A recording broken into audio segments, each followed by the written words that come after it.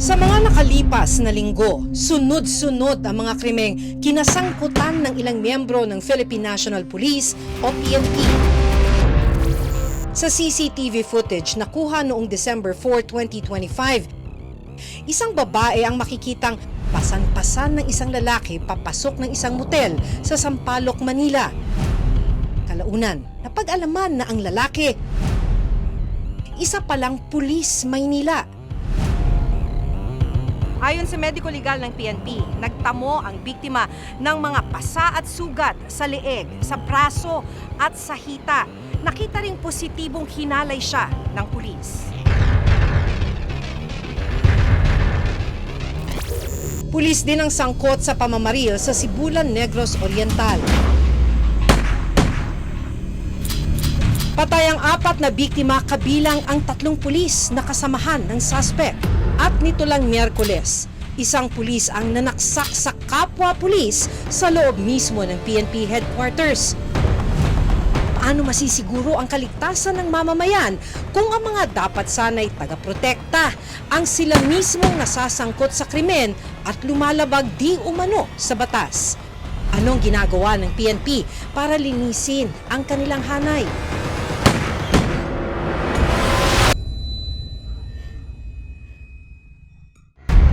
Alas 5 ng madaling araw noong December 4, 2025, nakuna ng CCTV camera ang 2 lalaki sa labas ng isang bar sa Quezon City. Maya-maya pa, ito na ang sumunod na eksena. Kuha ang CCTV footage na ito sa isang club sa Quezon City madaling araw noong December 4, 2025. Makikita sa video na may itinutulak na wheelchair ang mga staff ng club kung saan nakaupo ang isang babae. Kung titignan ng mabuti, ang kalagayan ng babae ay nanghihina ito at halos wala ng malay. Nang mailabas na ang babae sa bar, saka siya pinagtulungang buhatin papasok ng sasakyan. Sa sumunod na eksena, alas 6 ng umaga, ito na yung babae na inilabas ng club na nakaupo sa wheelchair. Karga-karga na siya ng isang lalaki papasok ng isang motel sa Sampaloc, Maynila. Wala na siyang malay at halos nahubaran na ng damit pang itaas.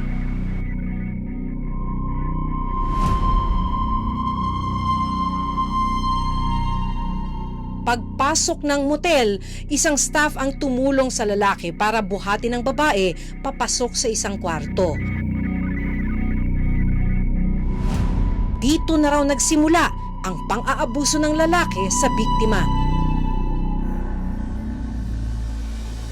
Ito ang sinumpaang salaysay ng biktima na galing mismo sa Philippine National Police o PNP.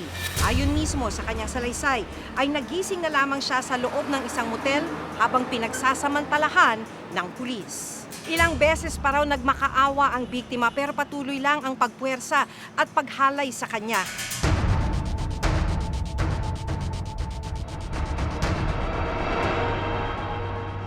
Sa pahayag ng biktima na itatago namin sa pangalang Rowena, 27 taong gulang, sinubukan daw niyang lumaban pero hinang-hina raw siya noong mga oras na yon. Nung nagising po ako, nakaganyan po yung kamay ko. Na nakadiin po siya sa kamay ko na ganito. Kaya nagkaroon din po akong pasan dito. Pinipilit ko po lumaban pero hindi ako makalaban. Dahil nanghihina po ako ng mga oras na yun. Ayon pa sa naging salaysay ng biktima, nang tangkain na niyang umalis, pinigilan siya ng lalaki na lumabas ng kwarto. May nakaharang din daw na mesa sa pintuan na may nakapatong na baril. Makalipas ang 3 oras, saka palang nakalabas ang babae ng kwarto. Pero makikita sa CCTV na sinusubukan pa siyang sundan ng lalaki para pigilan. Ng mga oras na yun, natakot po ako. Kasi iniisip ko, kung mag-i-hysterical po ako, magwawala ako. Pwedeng may gawin siyang masama sa akin. Pwede niyang iputok yung baril. Pero sinasabi niya sa akin na, huwag ka munang umalis, mag-usap muna tayo. Mga ganyan. Pero sabi ko hindi. Gusto ko na lang umuwi.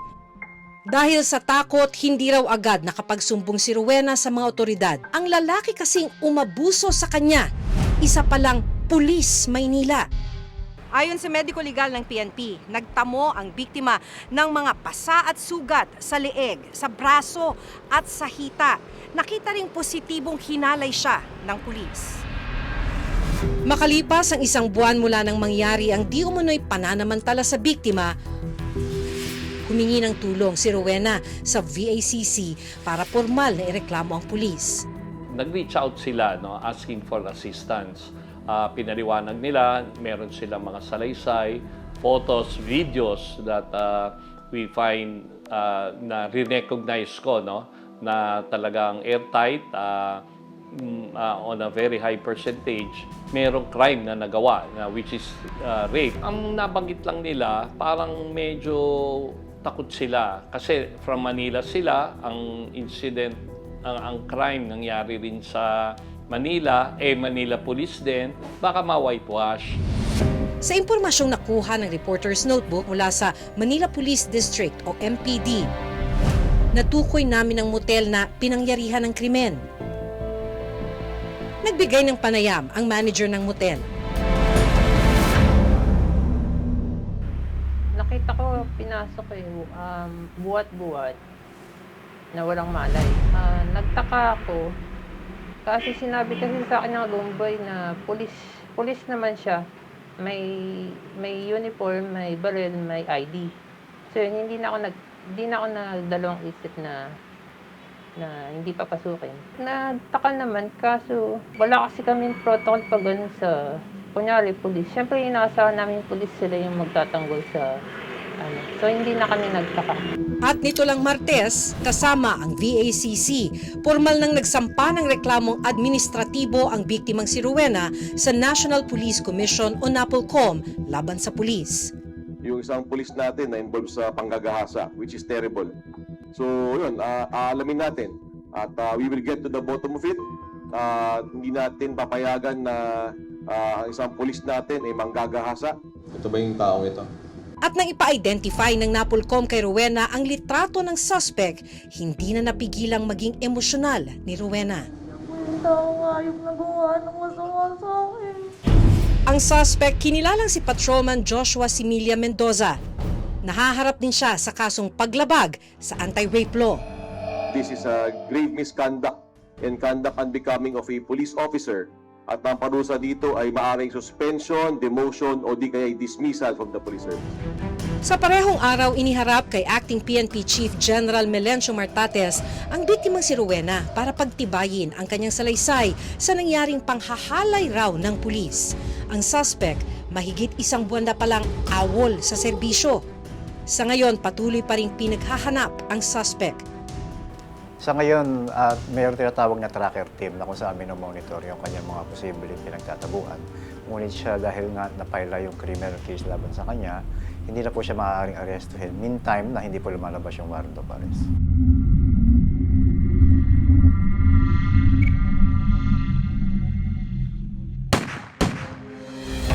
Pulis din ang sangkot sa pamamaril at pagpatay sa isang babaeng nagtatrabaho sa isang resto bar sa Sibulan, Negros Oriental nito lang January 9. Kuha ang CCTV footage na ito sa isang bar kung saan nagiinuman ng ilang pulis ng Sibulan Municipal Station. Pinagdiriwang daw nila ang kaarawan ng kanilang hepe. Makikita rin dito yung isang babae na umupo sa tabi ng mga pulis. Maya-maya pa, tumayo yung isang pulis, tinutukan ng baril yung babae, saka pinagbabaril. Dead on the spot ang biktima. Ayon sa investigasyon ng PNP, matapos barilin ng pulis ang babaeng biktima, ay agad siyang ineskorta ng 3 pulis na kasama rin niya nung gabi ng inuman para sana ihatid sa kanilang istasyon. Pero habang nasa loob ng sasakyan, pinagbabaril din ng suspect ang mga kasamahan niyang pulis.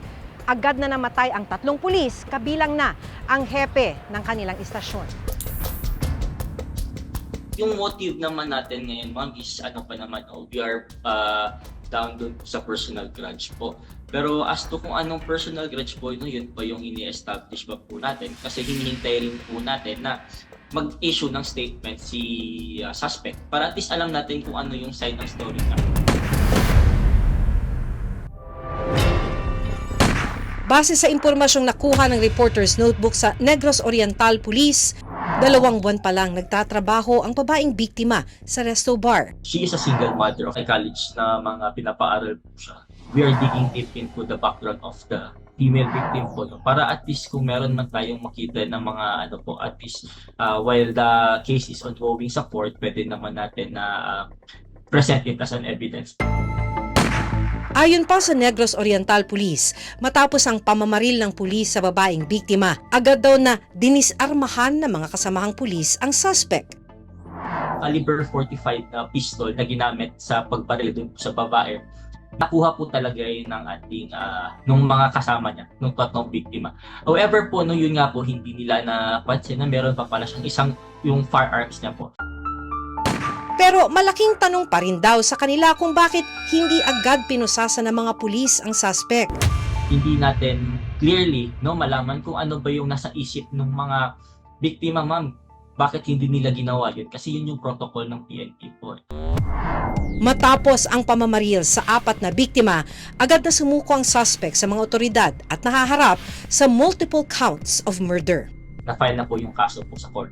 Ano po na 2 kaso po siya. Yung isang kaso po is murder po, dun po sa babae po. Direct assault with murder po. Isang araw pagkatapos ng Pasko, isang robbery incident naman ang nangyari sa isang bahay sa Pasig City. 8 pulis naman ng Eastern Police District Drug Enforcement Unit ang sangkot di umano sa pagnanakaw sa isang bahay sa Pasig City kung saan tinangay di umano ang mga gamit at alahas na nagkakahalaga ng ₱250,000 noong December 26, 2025. Nangyari raw ito sa kalagitnaan ng isang anti-illegal drug operation. Pero ayon na mismo sa PNP Internal Affairs Service o PNP IAS, maraming butas ang nakita sa sinasabing drug operation.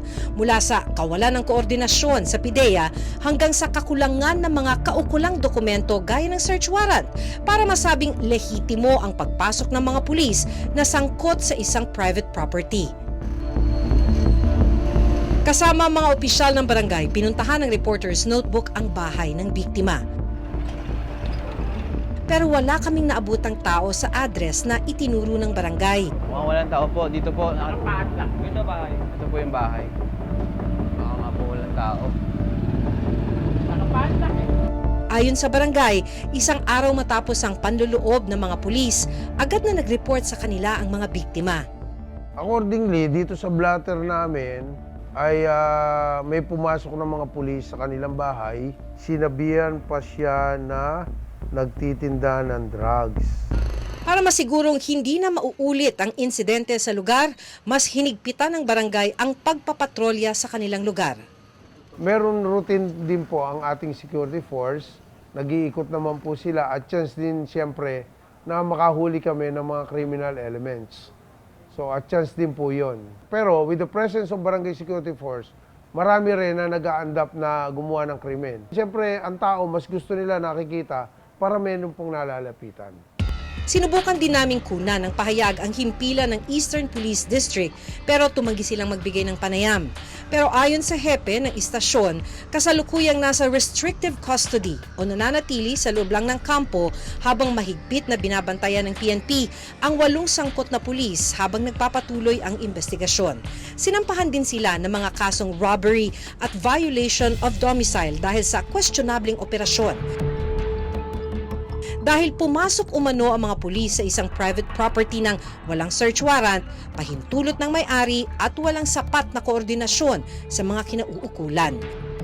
May summary dismissal na rin daw o ang rekomendasyon na tanggalin na sa serbisyo ang mga pulis na sangkot sa nakawan.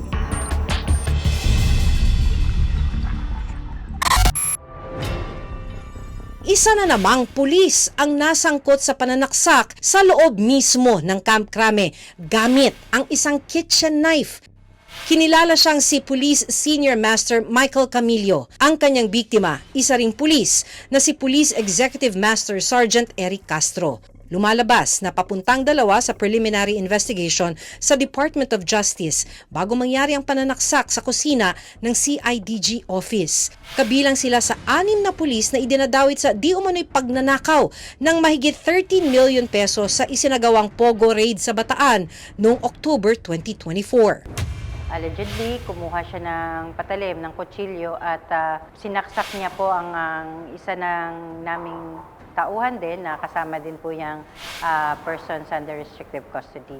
So ang pagkakasaksak na ito ay nag-cause po ng injury sa ating isang personnel at ang yun naman po ang ating biktima ay dinala na sa PNP-GH General Hospital para sa agarang medical attention. Sa ngayon, patuloy ang investigasyon kung ano ang motibo ng pulis sa pananaksak. Magkakaroon pa po ng filing ng mga cases. Papatawan po siya ng kaukulang administrative penalty at criminal penalty din po. Sa datos mula sa Philippine National Police Internal Affairs Service o PNP-IAS, mula July 2016 hanggang November 2025, mahigit 32,000 na PNP personnel ang napatunayang guilty sa iba't ibang administrative cases. Gaya ng neglect of duty, misconduct, dishonesty, abuse of power o excessive force, violation of rules on public funds or equipment, immoral or unbecoming conduct at drug-related administrative violations. Sa bilang na yan, mahigit 9,000 PNP personnel na ang nadismiss sa serbisyo. Mahigit 15,000 naman na mga pulis ang sinuspindi bilang bahagi ng disciplinary action ng PNP. Habang mahigit 200 pulis ang may kasong kriminal mula taong 2024. Systemic issue na siya. No? Ibig sabihin, hindi lang usapin ito ng personal, kundi may usapin ito ng, issue sa loob ng PNP. Isa sa nakikita ko na kailangan tignan dito bilang isang akademiko, makita yung institutional na early warning systems. Huwag nang antayin na magkaroon pa ng mas matinding problema. Tignan kung ano yung nangyayari, individual na level. No? Dapat din daw siguraduhin ng PNP na napapanagot ang mga pulis na sangkot sa krimen. Kapag ka nagkamali yung isang pulis sa isang unit, dapat sunod-sunod yan, yung command responsibility. It's either to resign or to relinquish then yung position ng mga nasa taas para it will give really a message na hindi mo lang lagi sinisisi doon sa para lahat ng mga commanders should really look at seriously nung accountability. To serve and protect, yan ang mandato ng Philippine National Police. Pero sa ilang mga pagkakataon, mismong mga kapulisan ang umaabuso sa kapangyarihan at nasasangkot sa iba't ibang krimen. Ang tanong, anong ginagawang hakbang ng PNP para malinis ang kanilang hanay? Para sa 2026, may mga bago kami patutupad. Yung tinatawag natin na integrity, discipline, at yung take care sa ating mental health ng ating mga kapulisan. Yung discipline dapat din palakasin for 2026 sapagkat alam naman natin, dito nakaangkla yung pakikipagtulungan ng ating mga mamamayan, pagbibigyan ng mga impormasyon at iba pa. Base doon sa kasabihan natin na ang crime prevention is a shared responsibility between the police and the community. Dagdag pa ng PNP, patuloy raw sila sa pagtugi sa mga kapwa-pulis na nasasangkot sa krimen. At kapag napatunayang nagkasala, hindi lang uniforme ang mawawala kundi maging ang mga benepisyong kaakibat ng pagiging pulis. Unang-una, yung kanilang mga sweldo, kasalukuyan ay may hinto habang ongoing yung administrative case na laban sa kanila. At kung sila ay mapatunayan sa pamamagitan ng summary dismissal proceeding na sila ay nagkasala, yung forfeiture ng kanilang future pension ay mawawala din. Sa bawat pulis na nasasangkot sa krimen, kaakibat din ito ang unti-unting pagkawala ng tiwala ng publiko sa kanilang hanay. Kaya dapat lang na masigurong mapanagot ang mga sangkot at mabigyan ng hustisya ang mga biktima. Dahil walang puwang sa lipunan ang krimen, lalo na kung sila ang inaasahang magpapatupad ng batas. Hanggang sa susunod na Sabado, ako si Maki Pulido at ito ang Reporter's Notebook.